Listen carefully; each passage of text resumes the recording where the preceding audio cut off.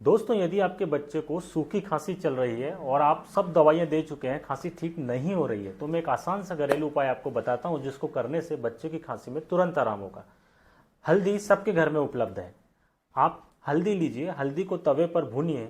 भूनने के बाद में उस भुनी हुई हल्दी को, उसमें गुड़ को मिक्स करके, गुड़ और हल्दी को मिक्स करके छोटी छोटी सी गोलियां बना लीजिए जिसको बच्चे आसानी से चूस सके।